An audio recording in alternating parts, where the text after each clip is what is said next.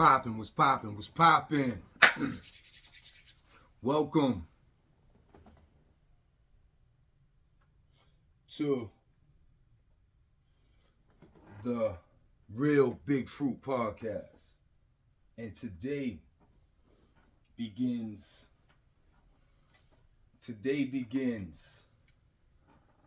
episode 1 of the Spofford series. And we're going to start this off by saying your boy Big Fruit journey begins October 31st, Halloween, 1987. And in Brooklyn in 87, we used to get mobbed up. Every projects in every area used to come together. And we used to run wild. So you got Bed-Stuy, you got Marcy, Tompkins, Sumner, LG, then you got Fort Greene, then you run into the Brownsville crew, the East New York crew. And on Halloween, we used to just tear the city up. It'd start Midtown, Manhattan, digging pockets, and that should have come all the way back to Brooklyn before the night is over. Where we just tear our communities up being savages, like fools. Tearing up our own community, basically. Shit sound crazy, but it is what it is. This is the stupid shit we should do. So on that night, we was about 30 deep. And we was on Myrtle Avenue, going towards Fort Greene. 88 Precinct was on stakeout. Little did we know. We 30 deep. We doing what the fuck we doing. Doing what the fuck we want. I dig a pocket. As soon as I dig a pocket, the police must have saw it on the stakeout. They jump out, they chase the crowd. Everybody running in different directions. They don't give a fuck about everybody. They get keyed in on me. So they chase me down, they bags me. They book me. I go through the system. I'm in the back of that motherfucking police car crying like a motherfucker, snot bubbling out my nose. I'm 13 years old. I ain't never been no motherfucking Spofford. So now they take me to Spofford. I get to Spofford. They process me. I never forget, I was in there crying, scared. I runs into the homie Brizz, a.k.a. Brandon Holmes, out of East New York, Linden Houses. That's at the Plaza. He's out of Linden Plazas. But he represent East New York. Everybody in BK know who he is. Now, little did I know, Brandon, running wild in New York, he used to venture off in LG. I didn't remember that. I'm a little nigga. I don't know. But he used to see me in LG. He saw me on the come up. So when I ran into him in Spofford, he knew who I was. I didn't know who he was. I ain't have time to process it. I'm scared to death about to go through this Spofford shit. So he like, yo, shorty, you good? I was like, yeah. He was like, yo, you know how to fight, right? I was like, yeah. He was like, then you gonna be all right. Don't worry about this shit. And I never forget, son, that shit stuck with me. So now he went about his business. I went in my mind. They processed me. They throw me in the New Jack house, whatever. I might have stayed in the New Jack house for a couple of days, a week the most. But in the process of being in the New Jack house, my first court date came about. Now I'm in Spofford. You know, you go through this shit. This shit is new. They throw you the bullshit jeans, the bullshit kangaroos, the blue t-shirt. You know you're in a detention center. You know what I'm saying? This is not junior high school. This is a detention center. This shit is different. So I'm recognizing where I'm at. But what I had, the advantage I had over other kids was this. In my housing projects, fucking with that Midtown Manhattan shit, my projects had a history of that shit with generations. So I watched dudes older than me and older than that go in and out of the system. So the Spofford shit, although it was my first time there, I was familiar with the older dudes in my projects coming through this shit. Not to say they came through, they represented, they had a name, they was doing this, they was doing that. No, that's not what I'm saying. What I'm saying is I was familiar with the fact that people from my housing projects went to Spofford. And I took that as an advantage of the other kids because I was aware of the place. Plus, I had a homie that was in the building. I just didn't see him yet. Mo Dog was in the building. But we'll get to that. So I go through the Spofford shit. My very first court date. They go through the process, wake you up, take you to mess hall to eat breakfast. I never forget, bro. I was sitting down eating my breakfast, and the dude I saw in the hallway the other day, Brizz, a.k.a. Brandon Home. I watched him walk in the mess hall.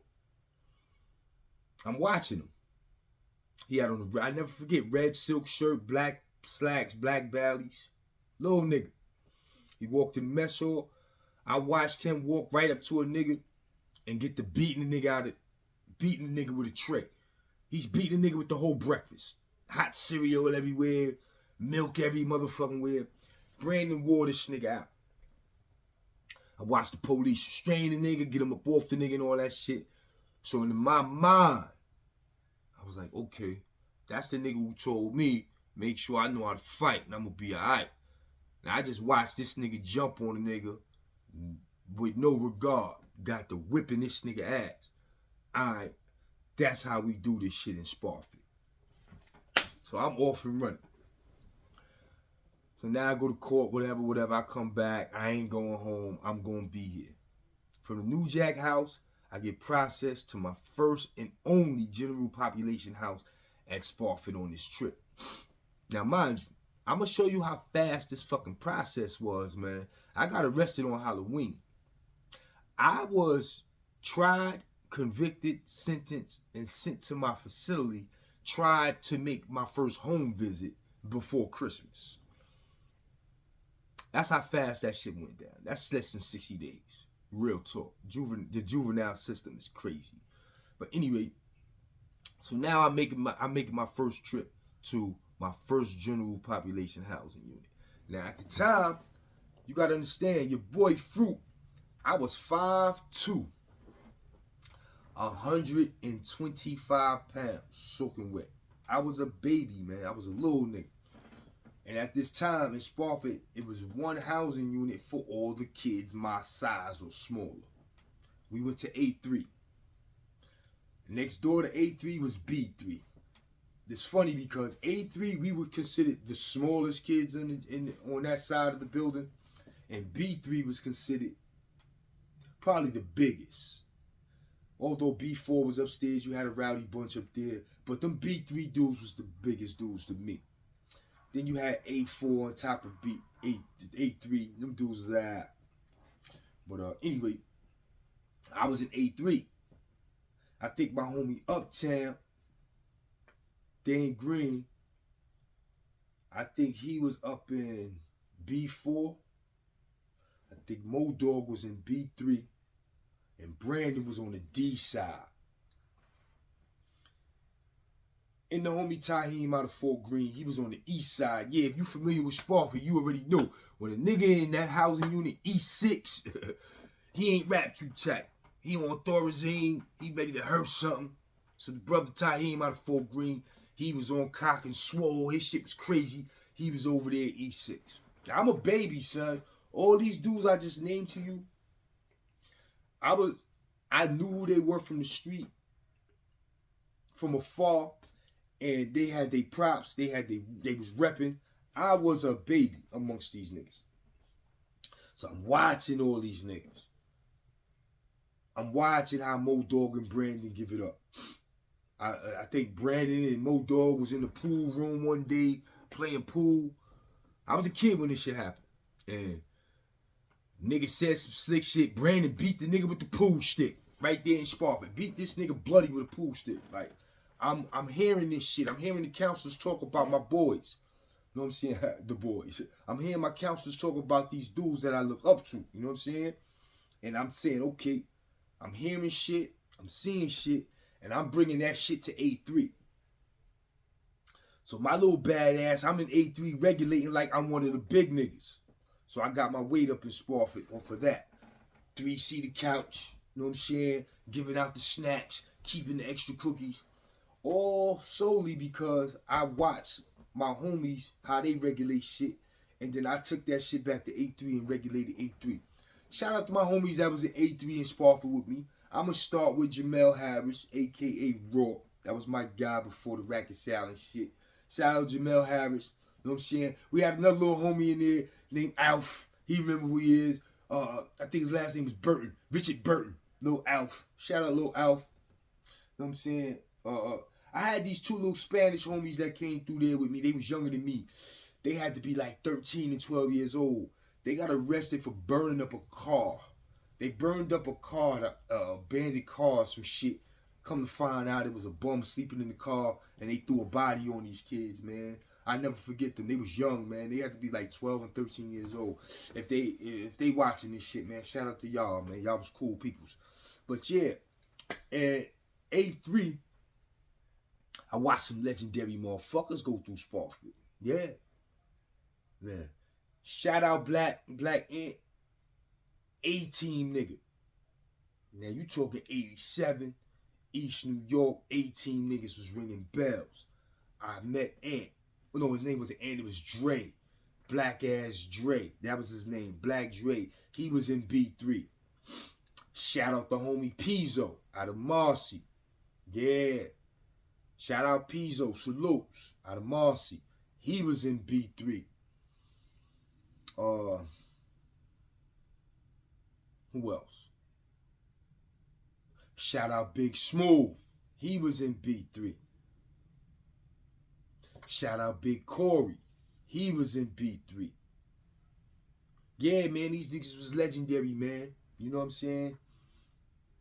And I watched some things in Spofford, man. Shout out my boy Dex, a.k.a. Derek Johnson, out of 40. Yeah, man, when I came to Spofford, man, like, he was probably the first person who I really embraced. You know what I'm saying? Because I was a basketball junkie, and he was too. So our relationship, not only were we in the same housing unit, A3, but we loved basketball, and we clicked, man. And our relationship extended to this very day. I still fuck with Dex to this day, man. Me and him met in Spofford in 87. We ended up bumping heads in 89. I was in Highland. He was in Tryon. We played ball against each other. Then we ran into each other in 91 in the 6th building. Then we was up north together in Attica, like 02, 01, and some crazy shit. Like, yeah, that's my guy, man. Shout out Dex. Our relationship started in Spofford. Real talk. That's my crime rap. Like I said, man, my stay in Spofford was the judicial system is crazy. You know what I'm saying? I was tried, convicted, and sentenced and sent up north within a matter of 60 days, trying to make a home visit to come back to the streets. That was crazy. So I really don't have too many Spofford stories. But I'm going to big up all the people that was there, man. You know what I'm saying? Mo-Dog was there. He had just came through for a couple of months prior. Me and Mo-Dog went to junior high school together. So I sat there and watched Mo-Dog put some major work in. You know what I'm saying? Nigga try to run down on Mo-Dog, talk some fight after school shit. After school, Mo-Dog showed that nigga shot. You know what I'm saying? Mo-Dog tried to blow that nigga face off. Anyway, so Mo-Dog went to Spofford ahead of me. And when I got there, Mo-Dog and Brandon, them two little niggas had their weight up. You know what I'm saying? So Mo-Dog was, he ain't roll out no red carpet on no, yo, that's my little man shit. He ain't have to do that. I came through, them little niggas in A3, I had that shit right. You know what I'm saying? So Mo-Dog went off, did his Harlem Valley bid. He ain't have to check shit for me, because I did what I had to do. You know what I'm saying? Real talk. Mo-Dog know how I give it up. That's my guy. You know what I'm saying? But, yeah, he went off to do his bid in Harlem Valley. So I didn't see Mo-Dog no more until the street 3 years later. My boy Manny P, he ended up going to Harlem Valley with Mo-Dog. My cousin, he was in a spot called Maston Park. They closed it, transferred him to Harlem Valley. So he was there with Mo-Dog. And the homie Uptown, like I told you from Harlem, he was also in Harlem Valley with Mo-Dog. So they was all there. I ended up going to a place called Berkshire Farms. And Berkshire Farms is where I served an 18-month sentence. And Berkshire Farms is where I began to maneuver and navigate around the judicial system, as well as niggas from the 5 boroughs in upstate New York. So now is where I have to take the Spofford to DFY. So this series is not going to just stay in Spofford. We're going to go to DFY. I did 3 juvenile bids. I'm going to talk about all 3 of them. Like I said, the Spofford stay was so quick, man. I got arrested on Halloween. By Christmas, I was trying to make a home visit in a facility. That's how fast that shit went. You know what I'm saying? But I can recall being in Spofford. I was in Spofford for 2 deaths. 2 legendary deaths in Brooklyn, New York. I was in Spofford when 50 Cent and Ron K, the real 50 Cent, may he rest in peace, and Ron K, Big Ron K as we know him in LG, may he rest in peace. I was in Spofford November 87 when both of those bodies dropped. I will never forget that. Yeah, I will never forget that. My grandma, she's always ill. My grandma swears she's so hood. May she rest in peace. Katie Proud, love you. She came to see me on a visit to tell me Ron K got murdered. Like she knew who the fuck Ron K was. But yeah, man, that shit rocked my projects. My grandma's came to Spofford to see me, brought me some new underwear, all that stupid shit.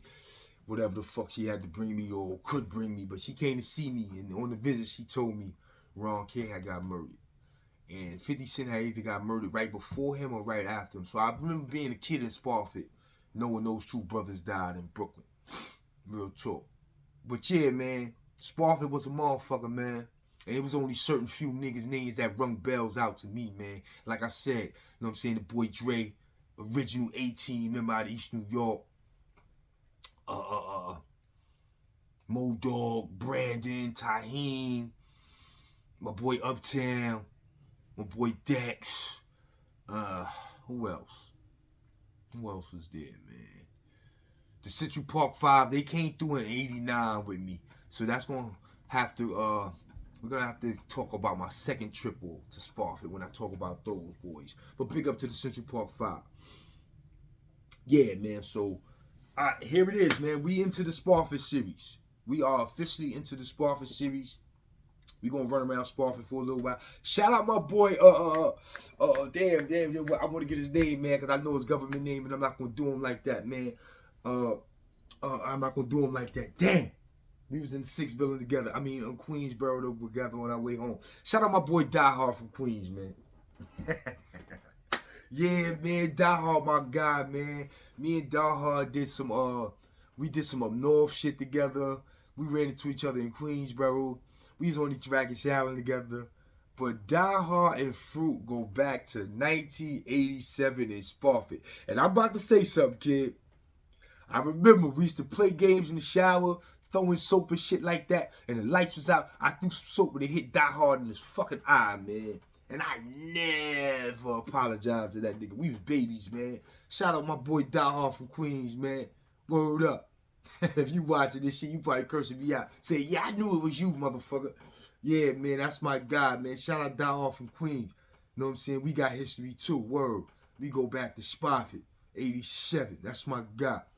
Real talk. But yeah, man. Spofford was such a short stay for me the first time.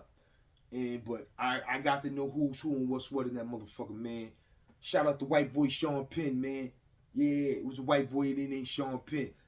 Man, that nigga got to scrapping one day in the school building because, yo, he was one of them niggas dealing with a complex. Although I was a young nigga and a little nigga, I went to school in the street. So when I came through Spofford and they processed me in the school shit, I was in the class with all these big dumb niggas. Word up. I was in class with all the big dumb niggas, man, and I styled on the white boy Sean Penn in school one day about some shit he ain't know, but I knew it. He caught feelings thinking I was a little nigga, he was gonna handle me. That nigga jumped up, he put his hands on me, tried to rough me up, man. Them big niggas in B3 jumped on that nigga and handled that nigga. And before he let me go, I smacked fire out that white boy. Word up, Sean Penn, yeah, you know. Big niggas came to my aid in Spofford, real talk. Shout out all them big niggas who held me down. Real talk. Yeah, man. I ain't gonna hold y'all on this first episode of Spofford because now I gotta do my brainstorming. And like I told you, I'm gonna take it from Spofford. I'm gonna take it to upstate DFY. I did 3 juvenile bids, so I'm gonna go through each juvenile facility. And the Rackets Island thing, we already did that. So we're gonna do the Spofford shit and then we're gonna move on. But stay tuned because the Death of Heck is coming through, baby. The death of Heck is coming through. You know what I'm saying? I got the plug with the brother Woody. We gonna do what we do. You know what I'm saying? So shout out all my Spofford homies. Rest in peace, Artey. You know what I'm saying? Brooklyn's finest. You know what I'm saying? He went through the juvenile system, held it down. Like I said, man, I want to big up all my homies from Spofford and juvenile facilities, man. Big up the homie Ja from Tompkins. You know what I'm saying? He held it down. Ron Dude from Brownsville. He's a DFY rapper. You know what I'm saying? Rest in peace, Big Belly Man Heck. Heck boogied on a couple of them spots. They had Heck in one spot, told me he couldn't go home. I think his moms was sick of some shit. Heck boogied on them niggas. So shout out to Big Belly Man Heck. He ran through DFY. Rest in peace, shout out to Nut, Big Nut. He ran through his juvenile facilities, jumping out of windows and all that shit. Oh, furthermore, man, I can't proceed to talk about Spofford. Especially, I'm going to save it for the next episode. Because he was a legend, and he still is. I'm going to just tell you like this. Stay tuned. Episode 2, Spofford. CLR. I'm going to end it like that. Y'all stay tuned. Y'all stay tuned for that. I'm out of here.